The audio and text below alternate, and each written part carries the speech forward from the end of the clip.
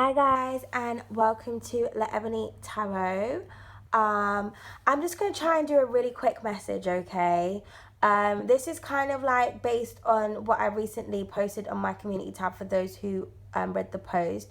But yeah, it's just going to be a quick message. Just wanted to thank everybody for all your likes, shares, comments, and subscribes. I really appreciate it, okay?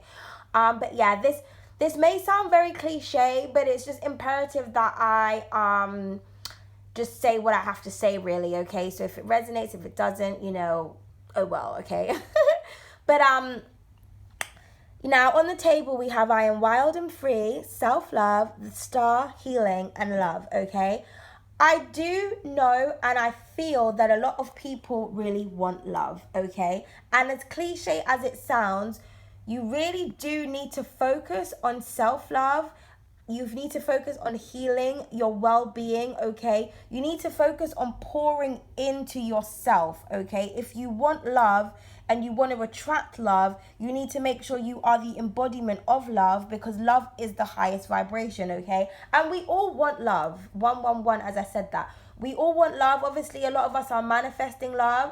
I feel like a lot of the collective maybe didn't they weren't loved and nurtured properly as a child, and maybe that's why you find that in your adult years you're very needy in terms of feeling desperate, like you need to have love, you need to this, you need to that. And I personally feel like the only thing people that need love, care, and like nurturing are children. That's a necessity. You have to nurture and care for children, okay? Adults, this is a time of independence, okay? With the I am wild and free card, I feel like it's a time where you need to appreciate being independent, because you need to be able to deal with things when they don't work out. You need to be able to deal with conflict when it comes to relationships, because a lot of us, we ask for these things, but then when they come, it's not always what you expect it to be, okay? And especially for those of you that want like a life long-term commitment, that's a commitment and a sacrifice that you're making for the rest of your life to be with a person, okay? So you need to make sure that you're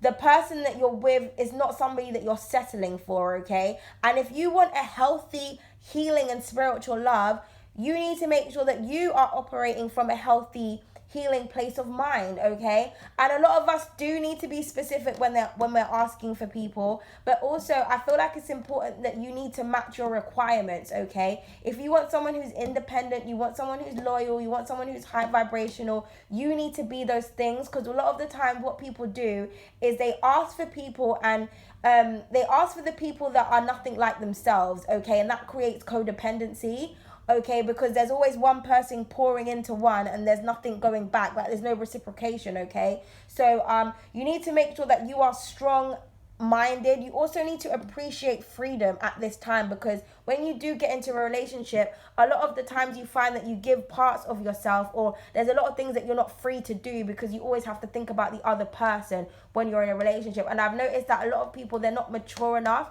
to take on relationships. They like the idea of being in love, but when it comes to actually being in a commitment and a partnership, people don't know what that actually means. They don't know what it consists of. People think it's just sex and Netflix and chill, and it's not, okay? When you're making decisions, you always have to think about the other person, how the other person is going to be affected, so you need to make sure that when you're asking for someone and you're asking for someone that you want to spend the rest of your life with, that you are ready and that you are prepared and that you are a healthy state of mind, so that you're able to handle any conflicts or any obstacles that are thrown your way, okay? Because you will find that you will invite people into your life.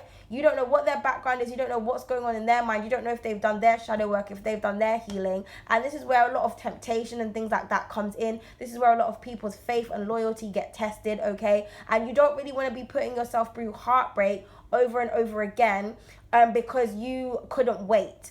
Okay, so if the divine is taking a long time to bring you someone, it's because the divine wants a person who has worked on themselves, or especially if you've got certain requirements, the divine is looking for someone that matches those requirements. And also the divine may be teaching you to match the requirements that you're asking for, okay?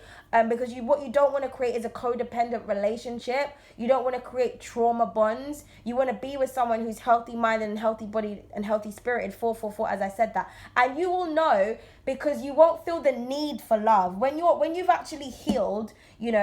your love is going to be at the back of your mind, because you're going to feel the love of the angels, of the ancestors, of the environment. You're going to be so focused on whatever it is that you're doing. That's when the person comes into your life, when you're not focused on it. So if you find that you're obsessing over love, or you're obsessing over needing this and needing that, there's obviously something in your heart that you're trying to fill. Like, there's a void that you're trying to fill, and you're trying to look for it in another person. You will not find the missing piece in another person. You need to be whole, and the other person needs to be whole, so that you can come together as one, okay? And just in case something happens when you're together, because there will be ups and downs in relationships, there will be challenges, and there will be obstacles. You need to be with somebody who's strong-minded, somebody who's not going to run, at the first hurdle, and vice versa, okay? So you need to make sure that you're able to handle what it is that you're asking for, and you're not just going based on a time of loneliness, because I do feel like there are a lot of people that are going to be accepting people back into their lives that they're supposed to let go of, and this person will hurt you, whether it's physically or mentally. You will get hurt, especially if it's somebody who's been abusive to you. If you found that a relationship keeps breaking up, it's because it's not meant to be. You need to recognize the patterns in the situation. You cannot be with someone that you do not get along with and that you do not like, okay, and expect them to change or try to change someone else, okay? You really need to focus on your self-healing, your self-worth, your self-love, and your self-respect, because, you teach people how to treat you. So if you're, unconditional love does not mean unconditional tolerance. If you're always putting up with someone's behavior, they're not going to change. Sometimes you need to separate yourself with somebody and move on, and that's their lesson, and that's your lesson.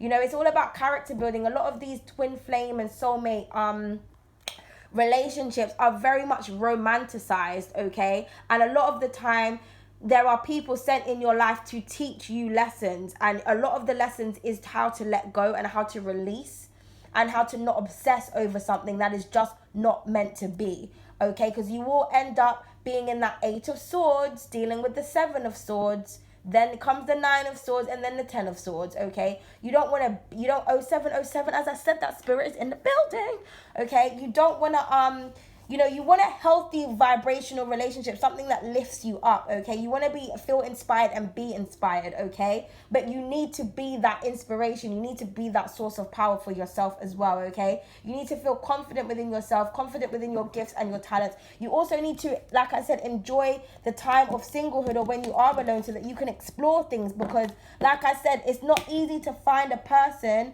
that will allow you to have creative freedom. So you do find that in relationships, there's always something that you kind of have to sacrifice because of the other person. So, you just got to bear that in mind, okay? And, it's